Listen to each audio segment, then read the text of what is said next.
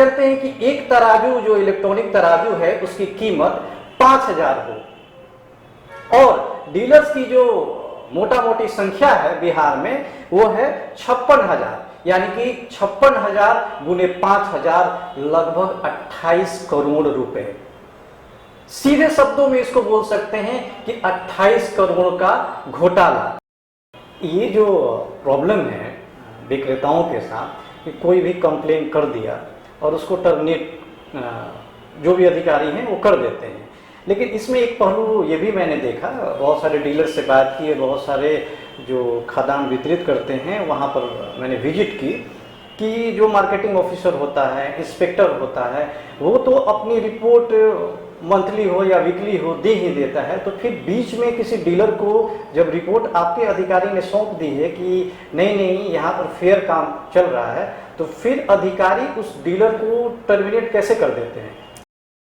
को मैं बता दूं, गौरव लाभ जी बहुत बड़े एक घोटाले का खुलासा कर रहे हैं। इनके पास पूरे प्रूफ के साथ वो डेटा मौजूद है जिसमें एक डीलर ने अपनी पीओएस मशीन सरेंडर कर दी। पीओएस मशीन सरेंडर करने के बाद यानी 2020 में उसने सरेंडर की और 2020 से लेकर 2022 तक हर महीने लगभग 200 क्विंटल अनाज का आवंटन उनको दिखाया गया। देखिए ये कितना बड़ा घोटाला है। आप समझ सकते हैं कि एक घटना और एक प्रूफ इनके पास आई है, ऐसी कितने सारे प्रूफ होंगे इनके पास हो। नमस्कार, बुलेटिन ऑफ बिहार में आपका स्वागत है। आज हम बात करेंगे एक खास मेहमान से। फेयर प्राइस डीलर एसोसिएशन के महामंत्री हैं गौरव लाभ जी। गौरव लाभ जी, आपका बहुत बहुत स्वागत है हमारे चैनल में आने के लिए। बहुत बहुत धन्यवाद बुलेटिन ऑफ बिहार को कि हम विक्रेताओं को सुनने के लिए आपने एक प्लेटफॉर्म दिया है। आपका तहे दिल से बहुत बहुत शुक्रिया अदा करते हैं। हम और पूरे विक्रेता परिवार जो है फेयर प्राइस डीलर एसोसिएशन के जो भी सदस्य हैं, आपको बहुत बहुत शुभकामना देते हैं कि हमारी समस्या को भी सुनने के लिए आपने एक बेहतर प्लेटफॉर्म का इंतजाम किया। धन्यवाद। धन्यवाद गौरव जी। भारत एक ऐसा देश है जहां पर यह कहा जाता है कि यह पत्रकारिता के मामले में बहुत आगे जा रही है, लेकिन आज भारत में पत्रकारिता दो गुटों में बट गया है, लेफ्ट और राइट। हम किसी पत्रकार को बोलते हैं कि बहुत ज़्यादा एग्रेसिव है, किसी पत्रकार को हम बोलते हैं कि यह सरकार के बहुत फेवर में है, लेकिन दो पत्रकारों की लॉबी की लड़ाई में जमीन के मुद्दे जो हैं वो बिल्कुल छूट गए हैं। आइए इसी मुद्दे से संबंधित बात करेंगे। हम बात करेंगे उन विक्रेताओं के बारे में, उन डीलर्स के बारे में जो राशन कार्ड धारकों को राशन देते हैं। कोरोना काल में उन्होंने जी तोड़ मेहनत की और भारत में राशन को डिलीवर किया बिना डरे। कितने लोगों की जान चली गई। आज हमारे साथ बैठे हैं Gaurav Labh ji, fair price dealer association Bihar के महामंत्री हैं। डीलर्स के फेवर में ये काम करते हैं। हाँ, अगर डीलर्स के तरफ से कोई त्रुटि रह जाती है तो उसका ये फेवर नहीं करते हैं। जानेंगे हम कि जो पीडीएस होते हैं यानी कि जो विक्रेता होते हैं, जो डीलर्स होते हैं, उन पर सरकार द्वारा मनमानी रवैया अपनाई जा रही है। इसी कड़ी में बात की शुरुआत करते हुए पहला प्रश्न हम लोग रखेंगे जो कि डीलरों के हित की भी बात है और ये आम समाज से जुड़ा हुआ एक मुद्दा भी है। एक नोटिफिकेशन आया था बिहार सरकार की तरफ से कि जितने भी डीलर्स होंगे उन सभी को एक इलेक्ट्रॉनिक मशीन, इलेक्ट्रॉनिक तराजू जो होती है वो प्रोवाइड की जाएगी, यानी कि बिहार सरकार की तरफ से। लेकिन सरकार और पदाधिकारियों, ब्यूरोक्रेट्स का देखिए बोलबाला कि सभी डीलर्स को अपने पैसे से इलेक्ट्रॉनिक तराजू खरीदने पड़े। यानी कि साफ बात है कि भारत सरकार की तरफ से या तो बिहार सरकार की तरफ से फंड अलॉट किए गए, लेकिन डीलर्स को अपने पैसे से तराजू खरीदना पड़ा।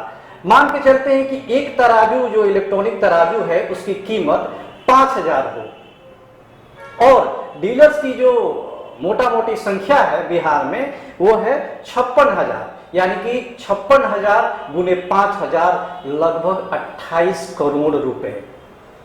सीधे शब्दों में इसको बोल सकते हैं कि 28 करोड़ का घोटाला। इस बारे में विशेष बताएंगे हमें डीलर्स एसोसिएशन के जो हमारे महामंत्री हैं गौरव लाभ जी। गौरव लाभ जी, क्या कहना है इस बारे में आपको? देखिए, आपने जो मुद्दा उठाया है वो बहुत ही स्ट्रांग मुद्दा है और मेरा भी यही मानना है कि विक्रेता जो है वो जो ये कंट्रोल ऑर्डर 2016 है उसके हिसाब से जो है वो अपने दुकान का संचालन करता है जी। अभी बिहार कंट्रोल ऑर्डर 2016 के DSD का जो प्रोविज़न है उसमें ये साफ साफ लिखा हुआ है, मेंशन है कि सही वजन हेतु जो है वो राज्य खाद्य निगम जो है वो PDS विक्रेता तक जो है वो इलेक्ट्रॉनिक तराजू का व्यवस्था करेंगे। लेकिन अभी ऐसा आपने कहा और मेरे संज्ञान में भी यही बात है कि विक्रेता जो है वो खुद से अपना तराजू खरीदे हैं, उनको अपना परचेज किए हैं।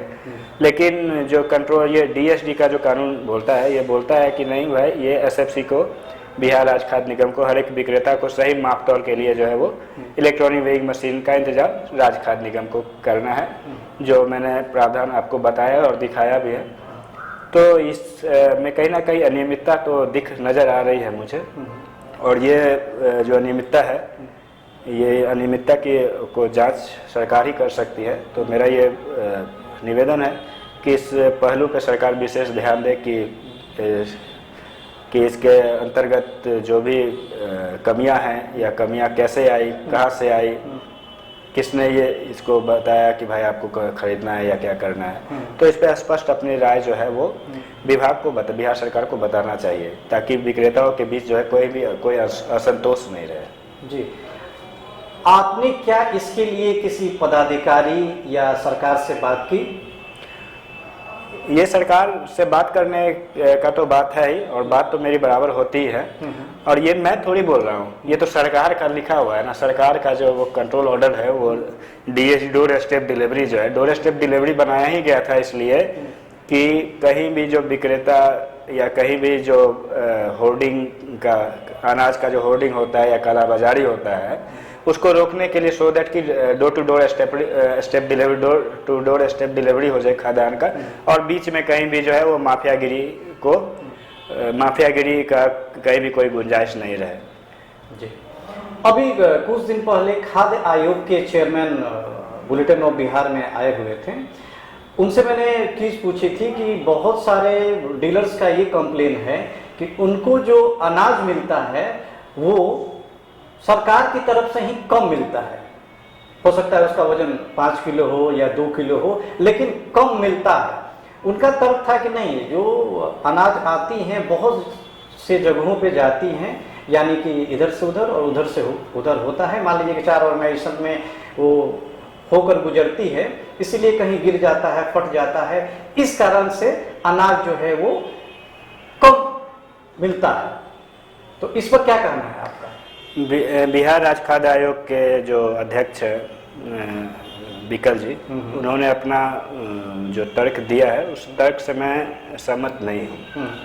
ये गैर तार्किक तर्क है।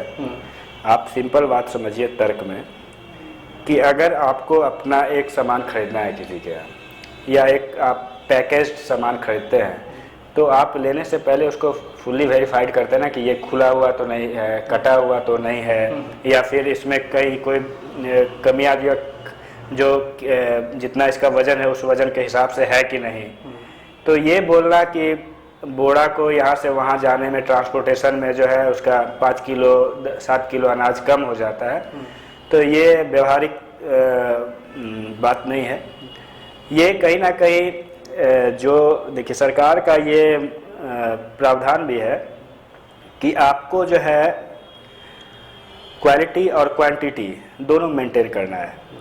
तो मेरा ये मानना है कि जो SFC का पूल है, ठीक है, जहाँ से अनाज को उठाव होता है, वहाँ पे भी हम अगर रेस्ट्रिक्शन कर देंगे, वहीं से सही अनाज लेंगे जो लिफ्टिंग इंचार्ज है, या फिर वो वेरीफाई करके सरकार को बताएंगे कि भाई हमारा अनाज कम है, तो अनाज के कमी को, जो अनाज जो कम मिल रहा है उस अनाज की कमी को रोका जा सकता है। तो ये तर्क से मैं वाकिफ़ नहीं रखता हूँ। ये तर्क जो है मैं समझता हूँ कि ये कहीं ना कहीं सरकार की कमियां हैं, जिसके कारण जो है वो सही अनाज जो है वो जनता तक, ये सिर्फ विक्रेता का बात नहीं है।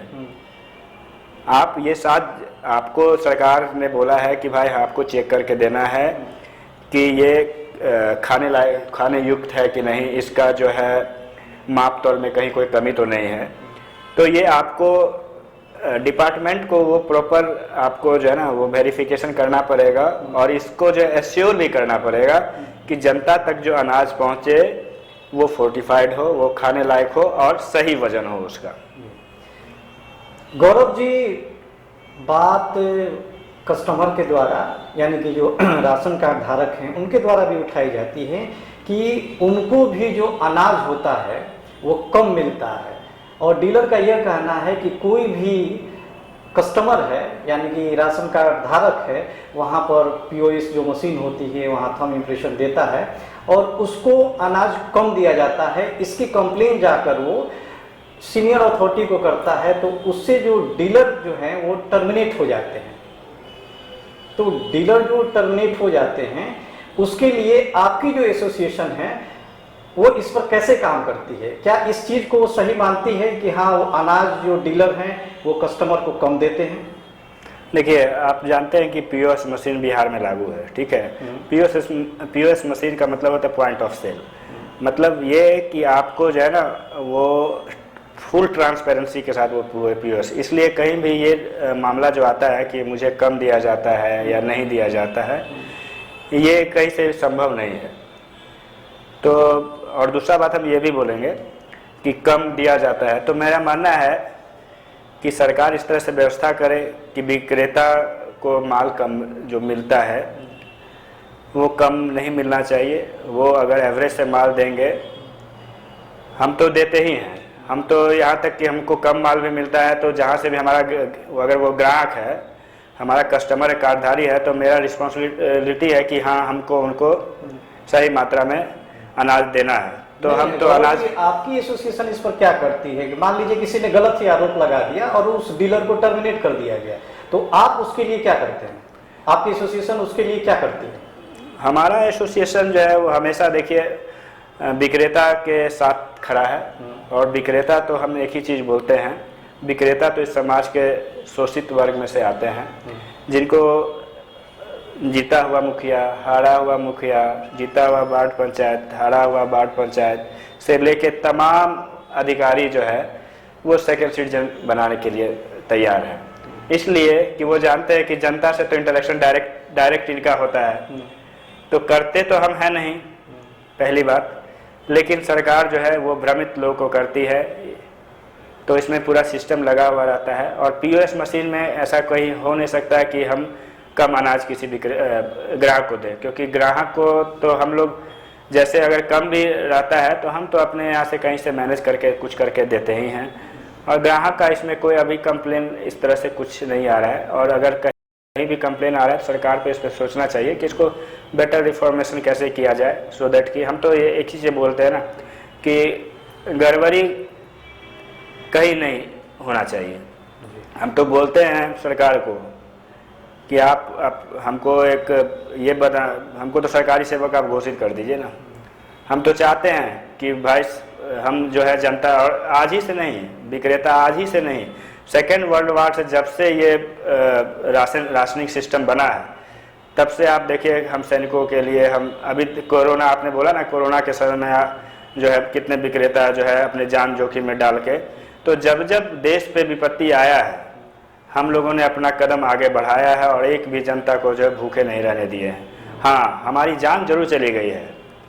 अभी आप बिहार का स्थिति ये है कि 1000 विक्रेता कोरोना काल में जो है वो अपना दुकान संचालन करने में अपना बलिदान दे दिए।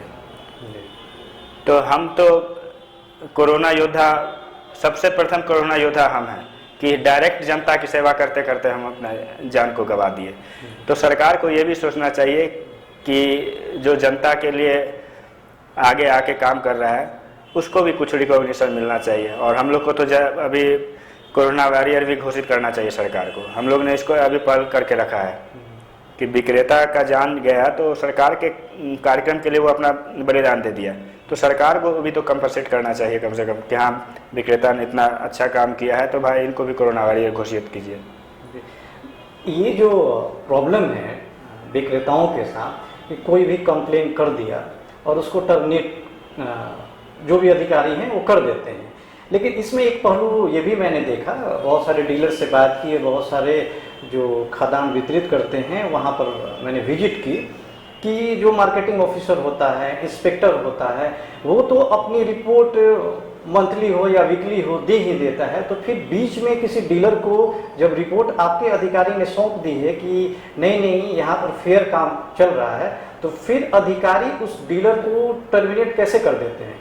यही तो सोचने वाली बात है ना कि विक्रेता इतने कमज़ोर हैं, सरकार इतने अत्याचार कर रही है कि आप समझिए कि मार्केटिंग अफसर जो है वो सुपरवाइजरी अथॉरिटी है पीडीएस डीलर का किसी वार्ड का।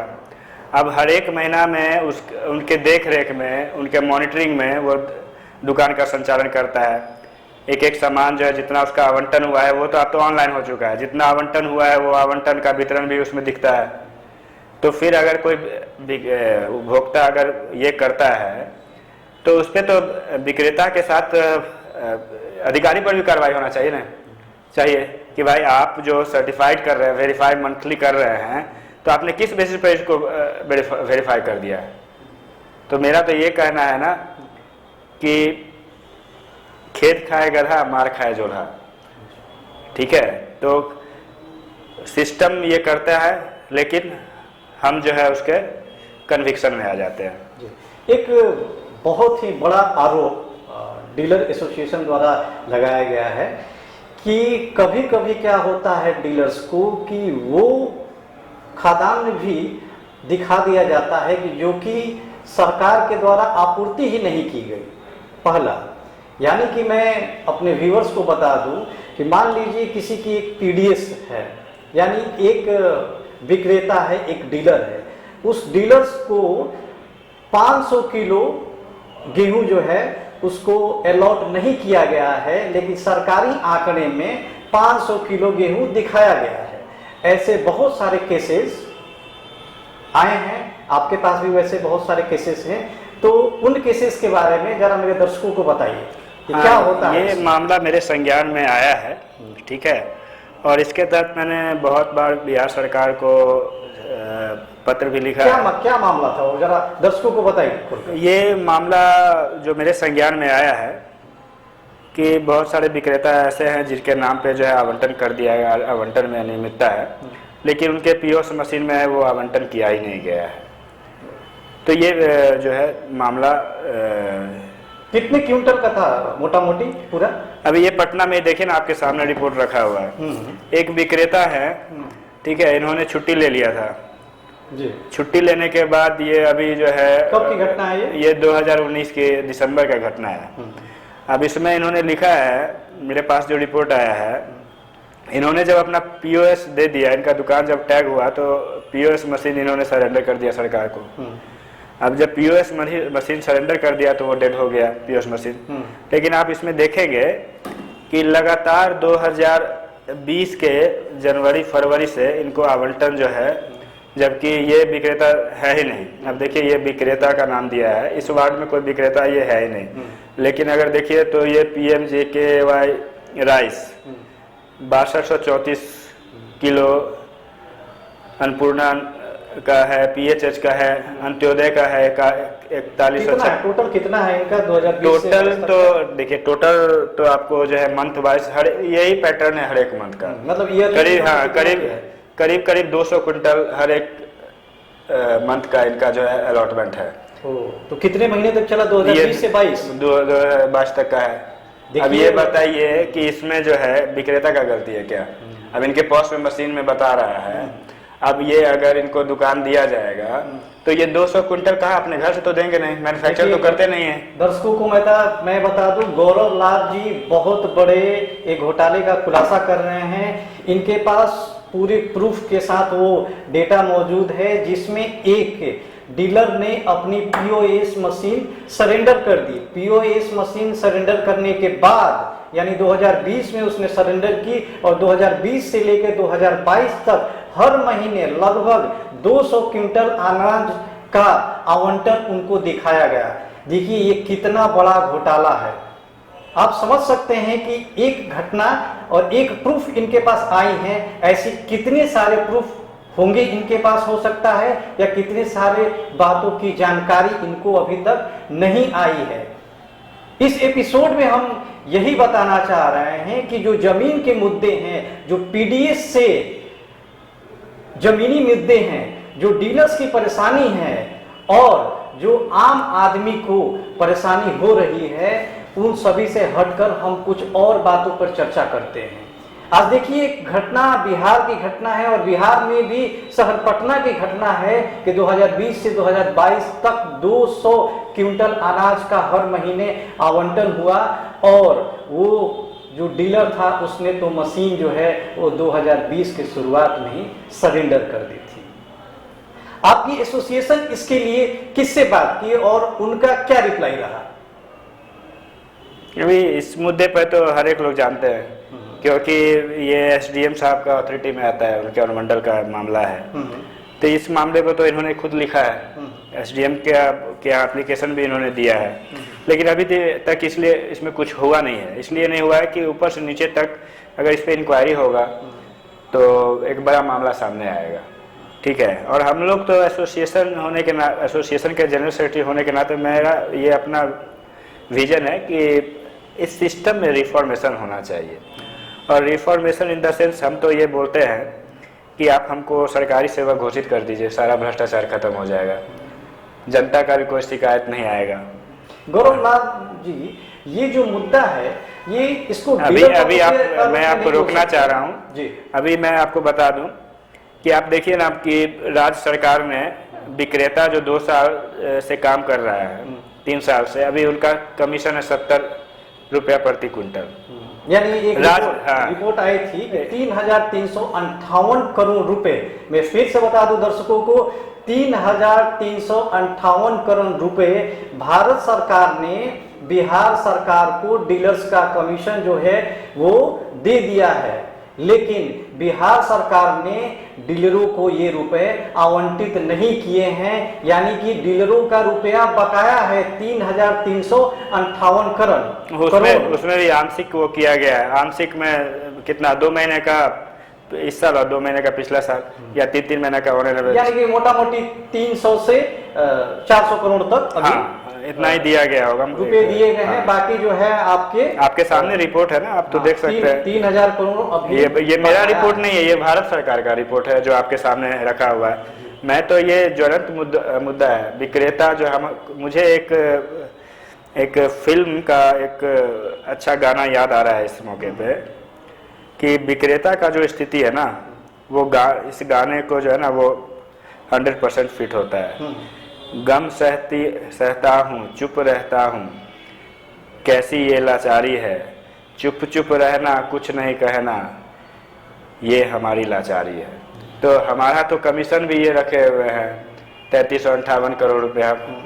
अभी तक हमको अनाज भी नहीं देते हैं, सही समय पर अनाज भी नहीं देते हैं, अनाज भी कम देते हैं और हमसे एक्सपेक्ट भी करते हैं। तो हम तो जनता के लिए सारा चीज़ सह रहे हैं और जनता को मरने नहीं दे रहे हैं। कोरोना जैसे समय में हमने अपना 100% जो है उठा और वितरण किया। जो भी सरकार हमको आदेश देती है वो सरकार के आदेश को हम 100% अनुपालन करते हैं।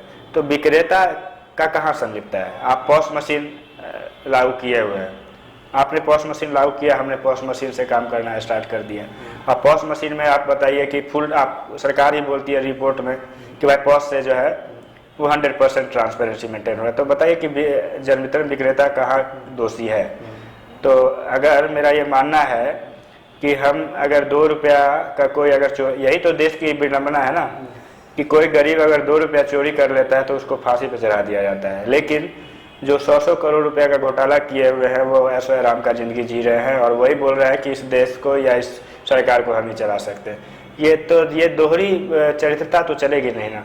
हम भी इस देश के नागरिक हैं, आप भी इस देश के नागरिक हैं, और हम चाहते हैं, एसोसिएशन हमेशा चाहती है और हमारा डिमांड भी है कि आप हमको सरकारी सेवक, अगर आपको भ्रष्टाचार रोकना है तो आप सबसे पहले भ्रष्टाचार को रोकने के लिए आप जो है ना रिफॉर्मेशन लाइए।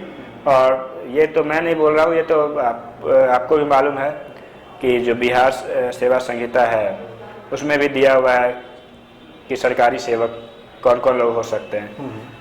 तो हम इसके मुताबिक तो सरकारी सेवक के लिए हम लायक है, मान्य हैं।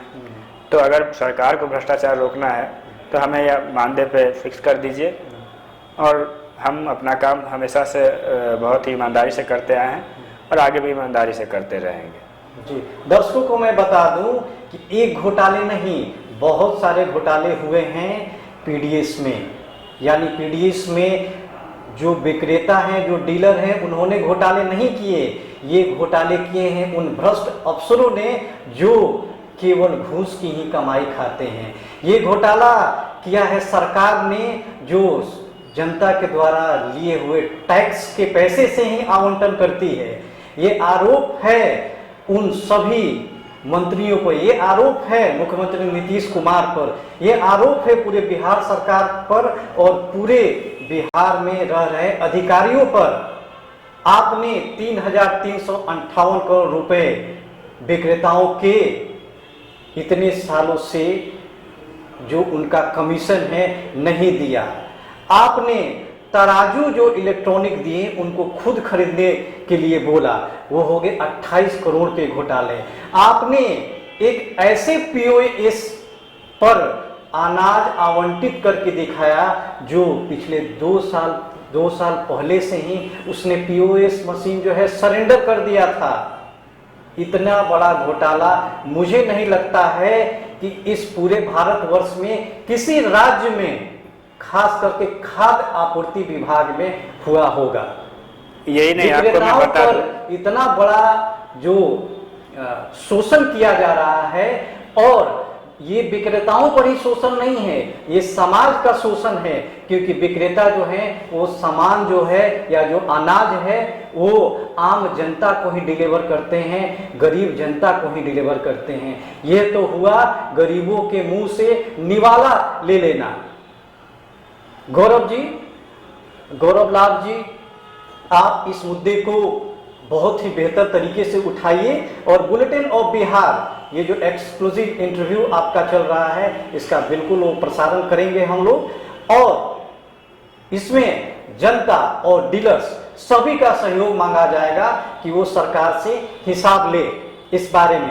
क्योंकि इसके लिए किसी सबूत की जरूरत नहीं है, ये आंखों से देखा जा सकता है। सारे डॉक्यूमेंट गौरव लाल जी के पास मौजूद हैं और ये जो सवाल है पूरे बिहार में गूंजेगा और हो सकता है कि हमारी जो सरकार है, नीतीश कुमार की सरकार है, और भ्रष्ट अधिकारियों की नींद भी खुले और जनता पर, गरीब जनता पर और जितने भी विक्रेता हैं उनका शोषण जल्दी से जल्दी बंद करें और उनका जल्दी से उनके कमीशन को आवंटित करें कि वो अच्छे से अपना काम कर सके। भ्रष्ट अधिकारियों पर भी कार्रवाई हो, ऐसा बुलेटिन ऑफ बिहार का मांग है। गौरव जी, अब आप बताइए, इसमें आपकी क्या सरकार से डिमांड है?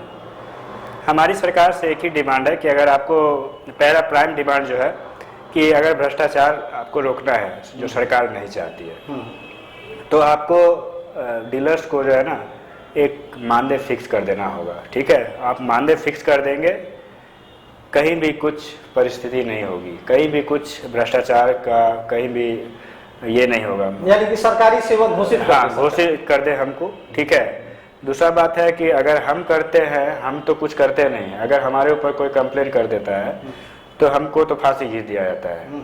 लेकिन जो हमारा जो अधिनियम हमको बोलता है, जो प्रोविज़न बोलता है कि जो एसोसिएशन का एक प्रतिनिधि भी जो है ना वो सतर्कता समिति में होना चाहिए, सो दैट कि ट्रांसपेरेंसी मेंटेन हो, तो उसको भी आपको बहाल करना पड़ेगा। अगर कहीं कुछ हो रहा है तो आप समझिए कि doers and checkers can not. अब क्या है कि आप मेरे ऊपर है चार्ज और हमारा ही कोई संबंधी मेरे ऊपर इंक्वायरी कर रहा है, तो मेरे नेगेटिव मेरे अगेंस्ट में तो वो लिखेगा नहीं। तो अगर किसी अधिकारी के ऊपर कोई मामला है तो उसी का अगर कंटेम्प्रोरी उसी का कलीग अगर जाता है इंक्वायरी करने के लिए तो वो तो पॉजिटिव इंक्वायरी रिपोर्ट देगा ना, वो थोड़ी देगा कि नहीं ये इन्होंने भ्रष्टाचार किया है। तो सतर्कता समिति का गठन भी इसीलिए हुआ था कि भाई इस सिस्टम में ट्रांसपेरेंसी लाया जाए। लेकिन अभी देखिए कहीं कोई सतर्कता समिति का बैठक नहीं होता है, कहीं कोई विक्रेता के प्रतिनिधि को इसमें जो है बहुत रेयर केस है, 1-2 जिला करते होंगे जो डीएम की अध्यक्षता में होता है, लेकिन ऐसा कुछ नहीं होता है। राज्य में भी है, फूड सेक्रेटरी के अध्यक्षता में करना है, इनके मंत्री की अध्यक्षता में करना है, लेकिन वो हो नहीं रहा है। और हमारा कमीशन जो बकाया है अभी तक उस पर कोई कहीं कुछ नहीं हो रहा है। सरकार सिर्फ जो है 2 महीना का लॉलीपॉप दे के, और विक्रेता इतना निर्बल है, इतना ये है कि बेचारा अपने आवाज़ को उठा नहीं पा रहे हैं।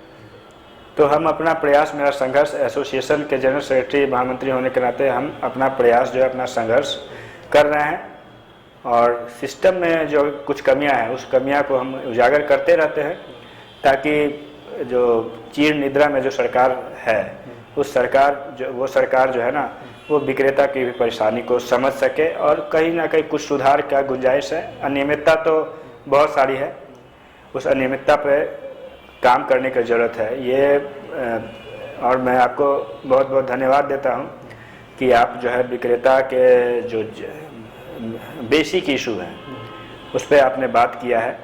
और अभी तो आप खुद जान रहे हैं कि बिहार सरकार अभी कितना 16 लाख कार्डधारी, आप राज्य खाद्य आयोग के जो अध्यक्ष थे उन्होंने बोला कि इतना सारा कार्ड जो है वो गलत फर्जी तरीके से उसको रद्द कर दिया गया। तो मेरा ये मानना है कि ये कार्ड बनाता कौन है? कार्ड जो बनाते हैं वो तो पहले आपको ब्लॉक से सर्टिफाइड करते हैं, मुखिया से करते हैं, सब करके उसके बाद भी जो है विभाग में अप्रूवल के लिए जाता है। अप्रूवल के लिए 1.5 महीना लगता है, 3 बार अप्रूवल के लिए जाता है। तो वो मॉनिटर नहीं करते थे क्या? उनको मॉनिटर करना चाहिए था ना। तो इसमें विक्रेता का क्या गलती है ये बताइए। एकदम सही बात है। गौरव लाभ जी ने बहुत सारे मुद्दों को लेकर हमसे बातचीत की, और ये जो मुद्दा है आम गरीब जनता से जुड़ा हुआ है, विक्रेताओं डीलर से जुड़ा हुआ मुद्दा है। उनका बकाया नहीं दिया जा रहा है, उनसे ज़बरदस्ती इंस्ट्रूमेंट खरीदवाए जा रहे हैं जो कि सरकार द्वारा पहले ही पैसे अधिकारियों को आवंटित किए जा चुके हैं। इन सब बातों पे हम अगला एपिसोड भी करेंगे, और इस एपिसोड का जो मर्म है और इस एपिसोड की जो आवाज़ है वो बिहार सरकार तक जरूर पहुंचेगी, ऐसा हमारे मानना है। और मुझे उम्मीद है कि सारे के सारे दर्शक इस एपिसोड को पसंद करेंगे, इस सारे वीडियो को शेयर करेंगे कि जो सरकार कुंभकर्णी नींद में सो रही है, जो अधिकारी भ्रष्टाचार करते हुए भी ये सोचते हैं कि उन पर कोई कार्रवाई नहीं होगी, उन पर बिहार सरकार जल्दी ही संज्ञान लेगी। गौरव लाभ जी, आप हमारे न्यूज चैनल में आए और हमसे बात की, इसके लिए आपका बहुत बहुत धन्यवाद। बहुत बहुत धन्यवाद आपका। हम तो चाहते हैं कि आप विक्रेता के लिए जो है मनोबल का काम करें, और इसी तरह आप लोग का हम तो मीडिया तो स्वच्छंद है, उनको तो इतना अधिकार है कि दबों कुचले के आवाज़ों को निरंतर उठाते रहे। तो मैं ये चाहता हूँ कि आप लोग भी इसमें सहयोग करें, हमारे हक के आवाज़ के लिए आप लोग जो है हमारा समर्थन करें, और हम इस समर्थन के लिए आपका बहुत बहुत धन्यवाद। फिर से एक बार तहे दिल से आपको शुभकामना देते हैं, और मेरे एसोसिएशन के तमाम जो सदस्य हैं वो भी आपका बहुत बहुत शुक्रगुजार है कि आपने हमारे मुद्दों को उठाया है। और अब मुझे पूरा विश्वास है कि सरकार को जो है कहीं ना किसी मुद्दे पे सोचना पड़ेगा एक बार फिर। बहुत बहुत धन्यवाद। Thank you.